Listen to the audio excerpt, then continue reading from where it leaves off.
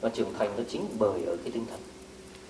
Thân này không cần phải to con, chỉ cần cái tinh thần thực là vững mạnh, thì cái con người nhỏ bé kia nó chi phối được những cái vật khỏe, vật to khác. Cho nên con trâu, con bò, con cọp, con sư tử gì đối với cái đầu óc của con người, những con nó chỉ còn là những con thú bị loài người gông cùm xiềng xích thí nghiệm nuôi xem chơi cho vui giải trí, mà nó mạnh hơn con người rất nhiều. Nó có lợi điểm con người rất nhiều. Có con từ nó biết leo cây, con từ biết bơi, con từ biết bay. Con người trời sinh ra đâu biết leo, đâu biết bơi, đâu biết bay. Nhưng con người chỉ thắng hết tất cả nhờ cái trí tuệ. Rõ ràng. Cho nên cái trí tuệ nó là một cái lực mạnh phi thường, một cái sức mạnh phi thường, mà một cái thực sự nó tạo dựng cho mình tất cả. Chính cái trí tuệ nó tạo cho mình sản nghiệp, mà từ một vị tăng thì chính cái trí tuệ của mình, cái đức hạnh của mình có thể tạo nên một ngôi chùa. Và người ta có thể cướp được cái địa vị của mình, cướp được cái nhà của mình, cướp được ngôi chùa của mình. Nhưng có một cái người ta không cướp được, cướp cái trí tuệ của mình. Và như thế người có trí tuệ, người đó luôn luôn vững bụng. Tại vì tất cả những cái thứ mà đồng với lại nhôm kia, kẻ nào muốn giật thì mình cho chứ không cần phải giật. Mình có cái của báu kim cương này, mà đã có của báu kim cương kia thì đồng với nhôm muốn bao nhiêu cũng được. Nhưng một người có trí tuệ chân chính thì nó cũng muốn xây dựng đạo tràng bao nhiêu cũng được hết. Nói ví dụ như thế. Hay là một người mà có một cái trí tuệ, có một cái gì thì người đó có thể tạo dựng bất cứ những cái gì, sự nghiệp nào mình muốn để mà làm lợi ích cho mọi người. Tức là tạo một cái rất tư là chính đáng như tôi nói, tức là tạo cho mình bằng cách làm cho thiên hạ. Cho nên mình thấy tất cả các vị đạo sư ở nơi đời này đều được nổi danh ở cái chỗ là làm cho thiên hạ. Làm gì có vị đạo sư nào nổi danh ở cái chỗ là chỉ làm cho mình đâu mà không làm cho thiên hạ đâu. Cho nên mà đó là thành công đó. Tức là toàn làm cho thiên hạ này. Thì mình được thành, thì mình được thành tựu trên cái vấn đề nói trên. Thế thì mình biết rằng là dĩ nhiên là cái tình cảm ở thế gian này nó không phải là từ bi. Nhưng mà nhiều người học Phật mà khi không có rõ ràng cái từ bi thì cứ nghĩ rằng cái tình cảm đó là một sự từ bi. Nhưng mà đối với Đức Phật thì cái tình cảm lại là một cái cản trở từ bi. Tại vì cái tình cảm nó trong đạo Phật có một cái danh từ gọi là ái. Mà cái ngã chấp của mình phát sinh một cái ngã. Cái ngã nó không thấy được. Cái ngã nó chỉ thấy được qua ái. Tức là qua cái mình thương, mình ghét, mình thích, mình giận, mình hờn, mình vui, mình buồn đó, thì biết là có cái ngã. Tại vì có ngã thì có ái. Cái ái đó nó làm cái ngã thêm lớn. Và cái ngã càng lớn chừng nào, cái ái càng lắm chừng ấy. Do ái mà có sinh, có muốn, có thích và có ghét. Do cái ái tự nhiên. Thì khi mình ái cái gì đó thì tự nhiên mình tự động nó sinh ra một cái ghét. Nó sẽ phát sinh ra cái ghét. Thì tự nhiên khi cái thích này nó sẽ thành thuận, và cái ghét kia nó sẽ thành nghịch. Rồi thuận thì mình muốn thủ, tức là muốn ôm, muốn giữ. Nghịch thì mình muốn xả, muốn diệt. Và vì như thế mà tự nhiên có thương có ghét, rồi có hành động theo thương, hành động theo ghét, rồi mới đủ thứ chuyện nó phát sinh. Cho nên chính cái ái đó mà nó làm cho mình cản trở mình vô cùng. Cho nên vì mình có tinh thần, ví dụ bây giờ mình thương vợ con mình thì mình phải vợ con mình trước. Thì mình khó mà thương nổi gia đình nào khác. Nó ví dụ như thế. Rồi cái tổ chức của mình thương cái tổ chức của mình thì dĩ nhiên mình không có thể nào thương được nổi những tổ chức khác. Mình thương yêu cái ngôi chùa của mình thì tự nhiên mình cũng thương yêu được ngôi chùa nào khác. Nó ví dụ như vậy. Thì chính cái ái đó mà nó làm người ta ích kỷ. Cái ái nó làm người ta ích kỷ vô cùng. Còn cái từ bi là một tinh thần khác. Từ bi không có làm người ta ích kỷ như vậy, mà từ bi làm người ta phải bình đẳng và vô phân biệt. Và cái ái đó nó phân biệt kia. Cái ái nó chỉ sẵn sàng tốt cho những cái gì thuộc về nó, và những cái gì nghịch với nó không thể nào tốt nổi. Nhưng mà cái từ bi nó thì là một cái tinh thần mà rằng là bình đẳng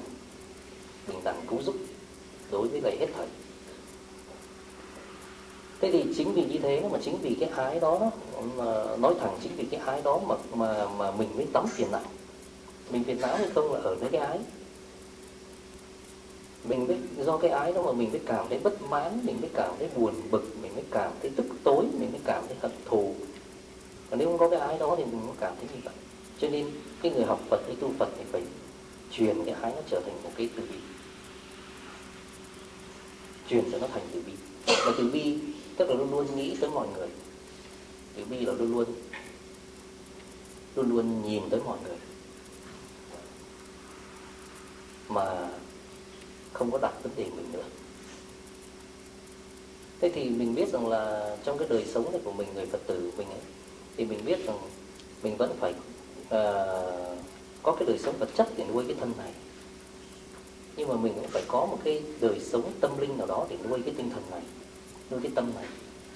Mình là một con người của mình nó hiện hữu thì khi nào người ta cũng thấy nó bởi bằng hai cái phần thân và tâm. Thân và tâm, nhưng mà mình phải thấy rõ một cái điều rằng thân và tâm thì cái nào quý hơn nào? Thân đâu quý bằng tâm. Tại vì tâm làm chủ, thân làm nô lệ. Tâm sai khiến thân làm, chứ thân không sai được tâm, mà tâm sai thân. Cho nên thân này khỏe như voi, mà tâm kia nó tuyệt vọng, nó chán nản, thì cái thân khỏe như voi nó cũng không muốn sống.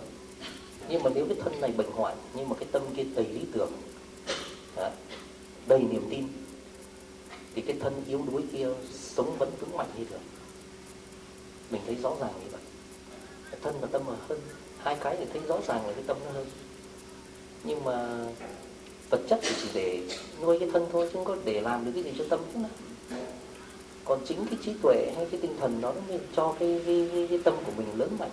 Mà khi có một cái trí tuệ như vậy thì mình ở nơi nào thì trí tuệ và từ bi ở nơi đấy. Mình hiện hữu ở đâu thì trí tuệ từ bi hiện hữu nơi đấy. Mình chết, mình không mang theo được tài sản vật chất, nhưng mình mang theo được trí tuệ và từ bi. Tại vì mình ra đi, chứ không phải của cải ra đi, mà mình nó là chính là trí tuệ và từ bi. Mình nó là cái gì? Mình nó khi người ta đánh giá mình, người ta nói là mình tốt hay mình xấu, thì mình tốt hay mình xấu đó do chính ở cái mình trí tuệ hay vô minh. Tức là ở nơi cái tâm của mình, cái tâm nó có ba nghiệp, nó thể hiện ra ba nghiệp là ý nghiệp, là tư tưởng, lời nói và hành động. Ba thứ đó nó biểu hiện cho cái con người của mình. Nhưng mà dĩ nhiên cái tư tưởng nó dẫn dắt hai cái nghiệp sau là khẩu và ý. Và người ta nhìn qua khẩu và ý, người ta đánh giá được cái tư tưởng của mình. Mà người ta nói mình đánh giá được tư tưởng của mình là tốt hay xấu, và người ta kết luận là mình là tốt hay xấu. Cho nên mình với cái tư tưởng nó không lìa nhau. Mình và những cái tính chất đó không lìa nhau. Vì như thế đó mà khi mình mang một cái tư tưởng đầy từ bi và trí tuệ, thì mình chính là cái tư tưởng đó, mình chính là cái sự trí tuệ và từ bi đó. Thì như thế mình dù ở nơi thế giới nào, hay ở nơi cảnh giới nào, hay ở nơi hoàn cảnh nào chăng nữa, mà với cái trí tuệ và với một cái từ bi như vậy, mình luôn luôn được an lành, được không lo âu sợ sệt, bởi có trí tuệ và từ bi. Bởi nhờ từ bi mà mọi người phải nương mình, nhờ có trí tuệ mà mọi người phải nương mình. Người không có trí tuệ và không có từ bi không ai nương hết. Vì không ai nương người đó, còn người đó phải đi nương người khác. Cho nên mình luôn luôn có một cái tinh thần là đi cầu nương những cái vị thánh nhân. Tại những vị đó có những cái tư tưởng tốt, cứu giúp mình. Và mình luôn luôn phải đi nương. Mà khi mình đi nương như thế là mình đã không có một cái khả năng gì rồi để tự lo cho mình, huống chi là lo cho người. Cho nên mình mình cũng giống như là một cái người mà là yếu lắm, chỉ biết dựa. Mà giờ đây mình trở thành một người mạnh lắm, cho người ta dựa. Tức là mình khi mà phát sinh một cái từ bi và trí tuệ, khi phát sinh từ bi một cái thì tự nhiên thiên hạ phải nương mình. Tại thiên hạ cảm thấy mình tốt và cần tới mình, cần tới cái tốt của mình. Như tôi nói, đời ai cần cái tốt. Nhưng mình phải hiểu rằng là mọi cái yếu tố nói trên, mọi cái yếu tố mà tốt đó nói trên đó, mình có đầy đủ. Chẳng hạn bây giờ Đức Phật có thể bố thí mọi thứ, mình cũng có thể bố thí mọi thứ. Đức Phật có thể xả, mình cũng có thể xả, tại mình chịu xả. Bây giờ ai chê trách mình hay mắng mình có thể nhịn, chứ không phải là không thể nào nhịn đâu. Nhưng tại mình không chịu nhịn thôi. Mình có thể nhịn, mình có thể bỏ qua, mình có thể tha thứ, mình có thể không nghĩ tới mình nữa mà nghĩ trong người, được chứ. Tại mình không chịu nghĩ, tại mình chịu làm. Nhưng nếu bây giờ mà mình mở lòng mình ra, mình không cần phải dựa ai. Hễ mình phát sinh cái từ bi đó ra thì mình không cần phải dựa ai nữa, mà thiên hạ tự nhiên trở lại dựa mình, tự nhiên thiên hạ thành dựa mình. Và mình sẽ thấy mình mạnh mẽ, mình sẽ thấy mình vững chắc hơn là mình đi dựa. Như vậy thì những cái người học Phật đầu tiên bước đến với đại đạo Phật thì đương nhiên Đức Phật chỉ bày nên nó phải phát của Đại Tâm, tức là phát tâm cầu sự giác ngộ, là cầu hai thứ trí tuệ và từ bi. Cầu trí tuệ để được hiện như Đức Phật, cầu từ bi để cứu độ hết thảy chúng sinh, hết thảy chúng sinh, chứ không phải một số chúng sinh, mà là tất cả chúng sinh, để thể hiện một tinh thần thiện toàn mãn. Cái thiện đó không chừa một người, cái tinh thần cứu giúp đó. Như vậy thì phải phát Bồ Đề Tâm. Nhưng mà người Phật tử thì rất ít phát Bồ Đề Tâm, ít học Bồ Đề Tâm. Và Bồ Đề Tâm nó là cái tâm khi nào và khi nào phải cầu một cái trí tuệ, thượng cầu Phật đạo và hạ hóa chúng sinh. Tức là trên thì cầu được như Đức Phật, dưới thì cầu phải độ tận chúng sinh, phải hóa độ chúng sinh, phải cứu giúp chúng sinh. Cứu giúp chúng sinh nó là cái tâm từ bi. Thì có như thế đó thì mới là học Phật, và có như thế mới hiểu được về đại từ Phật pháp. Tại vì với cái tinh thần nói trên, tinh thần mà nghĩ tới sự hóa độ, chứ không phải là tinh thần cầu được sự độ. Đến với đạo Phật không phải cầu Đức Phật cứu độ mình không thôi, mà cầu Đức Phật cứu độ, mà để được Đức Phật cứu độ, tức là được cái tinh thần đó, được Phật pháp được cứu độ, chỉ có một cách: độ tận chúng sinh. Tức là phát tâm vì tất cả chúng sinh, làm tất cả cho mọi người, thì tự nhiên mình đắc độ, và tự nhiên thiên hạ được độ. Cho nên Triệu Châu mới nói với bà cụ già, thế là bà về bà nguyện như vậy đi, bà nguyện bà là người thành Phật cuối cùng, và hết thảy mọi người đều thành Phật trước. Thế như vậy thì tụng chung hôm nay những gì mà tôi muốn nói á, thì tôi muốn nhấn mạnh đến cho tất cả Phật tử chúng ta, những người mà có cái nhân duyên tu học Phật, mình phải luôn luôn chiêm nghiệm lại khi mình tụng một bài kinh trước Đức Phật, là mình đều nhớ cái ý nghĩa mà khi nào Đức Phật cũng nhấn mạnh những cái chữ mà ngã đẳng giữa chúng sinh giai cộng Phật đạo. Cho nên vì như thế, mình không cần phải cầu cái gì cho mình hết, mà mình hãy cầu cho hết thảy chúng sinh. Mà cầu cho hết thảy chúng sinh, đó chính là cầu cho mình, cái cầu chúng nhất, giá trị và chân chính nhất. Mà học Phật cũng chỉ để rằng là như vậy, không phải để Phật bảo vệ mình, mà học Phật là để mình có khả năng bảo vệ người, bảo vệ mọi người. Nên như vậy thì chính vì như thế mà phải phát Bồ Đề Tâm. Mà phát Bồ Đề Tâm thì đương nhiên rằng là trước khi tụng kinh tụng kệ, trước khi niệm Phật, đều lấy cái Bồ Đề Tâm đó làm cái nguyện của mình. Tức là nguyện thượng thì cầu Phật đạo, hạ hóa chúng sinh, làm cái gì cũng phát tâm như vậy. Tức là nguyện thành Phật độ chúng sinh, nguyện thành Phật độ chúng sinh, luôn luôn như vậy. Tức là đến đối với lại đạo, đối với lại Phật pháp thì mình phải như thế, chứ mình không thể nào đến với Phật pháp bằng một cái thái độ chỉ cầu cả, và phải đến với một thái độ của một tư tưởng lớn, của một con người trưởng thành. Không đến với một đứa con tự cầu cha mẹ, mà đến với một người học trò cầu thầy. Mình phải đến với lại đạo Phật, phải đến với Đức Phật. Thế thì đó là những cái gì căn bản đầu tiên mà hôm nay tôi muốn nói đến. Tuy nhiên mình còn có đến thứ ba, lại cũng có một cái buổi nói chuyện nữa, phải không Minh Huệ? Dạ. Và chủ nhật tuần sau, chứ không phải chủ nhật mai, chủ nhật sau nữa. Và bởi lẽ rằng là hôm nay thì Tôi cũng xin cáo lỗi một tí là bởi lẽ suốt ngày hôm nay, từ 7 giờ sáng, từ rời Miami đến đây về cho tới nhà anh Minh Giới này là cũng đã là 4 giờ chiều hơn rồi. Rồi thì 5 giờ rồi lại còn phải ngồi nói chuyện tí xíu với lại gia chủ nữa. Rồi sau đó thì đến nhà anh Minh Đạo dùng cơm, coi như tôi không có được nghỉ. Dùng cơm xong thì chạy lạc đường lạc xá lên tới đây, ngồi mỏi mệt vô cùng. Suốt ngày ngồi phi trường không ăn một cái hột cơm trong bụng, từ sáng cho đến chiều, cho đến khi tới nhà anh Minh Đạo ăn cơm. Mà tối hôm qua thì tôi phải giảng ở West Palm Beach cho đến về tới nhà đó là 11 giờ đêm. Mà đến đó còn phải tụng một thời kinh cầu an cho một lạy Phật tử trong nhóm. Tại vì trong nhà có chuyện, có việc nữa là không vui, rồi phải giảng một hơi nữa. Đó là ngày hôm qua, mà chưa kể là suốt cái ngày mà tôi đặt chân qua cái xứ Bắc Mỹ này. Đây là từ ở chùa Đức Viên San Jose là giảng kinh viên sách, đó là ngày nào cũng giảng, đêm nào cũng giảng. Cộng với weekend thì phải 2 cữ, sáng cữ, chiều cữ.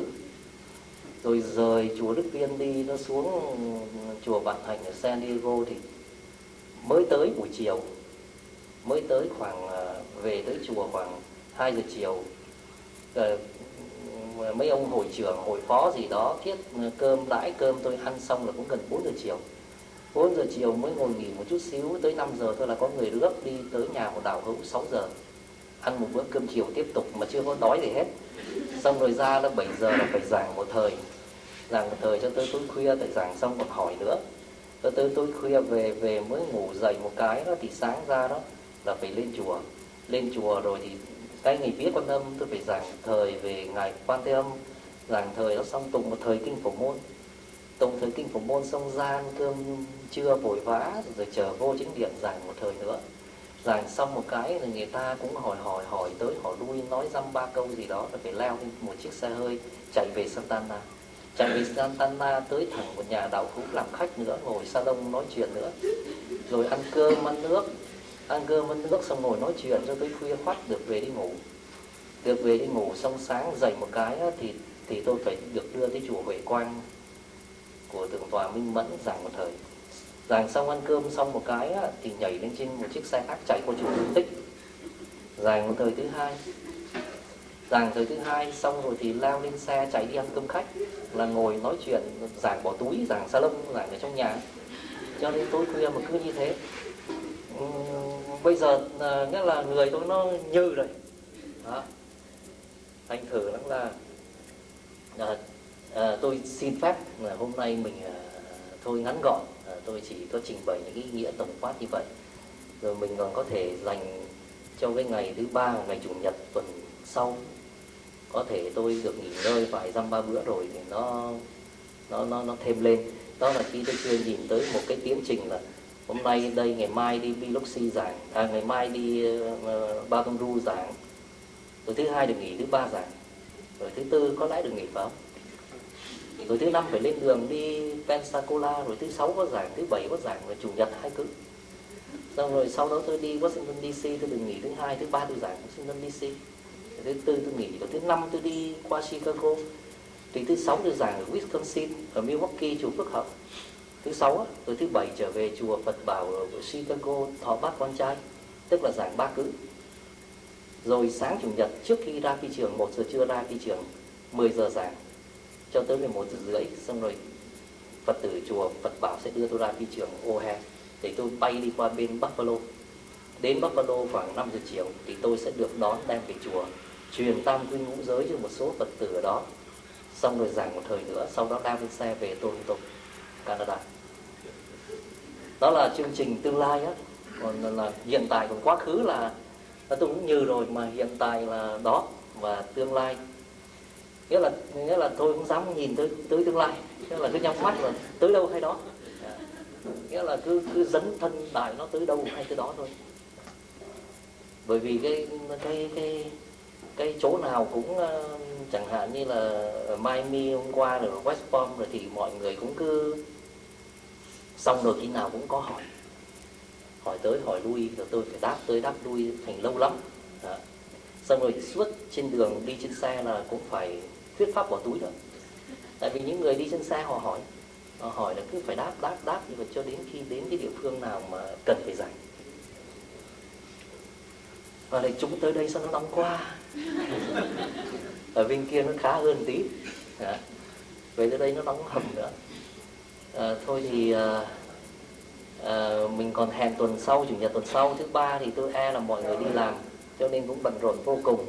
Nhưng mà chủ nhật thì có thể được nghỉ ngơi, và chủ nhật cũng là cái ngày cuối cùng tôi ở đây, thì có thể mình sẽ có nhiều chuyện nói hơn và tha hồ hỏi. Nên là mọi người cứ việc hỏi thôi. Cũng như cái thời thứ ba thì tôi nghĩ rằng phải đi làm rất đông, cho nên mọi người đều bận bịu. Nhưng mà nếu người nào mà đến nghe thì tôi nghĩ là cứ chuẩn bị trước đi, tôi chuẩn bị câu hỏi và cứ việc hỏi rồi tôi đáp thôi. Tôi đáp thôi. Thì như thế thì tiện, tại vì cũng ít người thôi.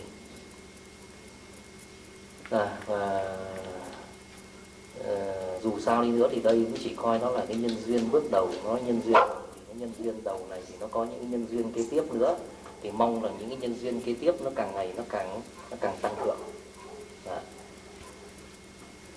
Vậy thì mình có thể niệm hồi hướng.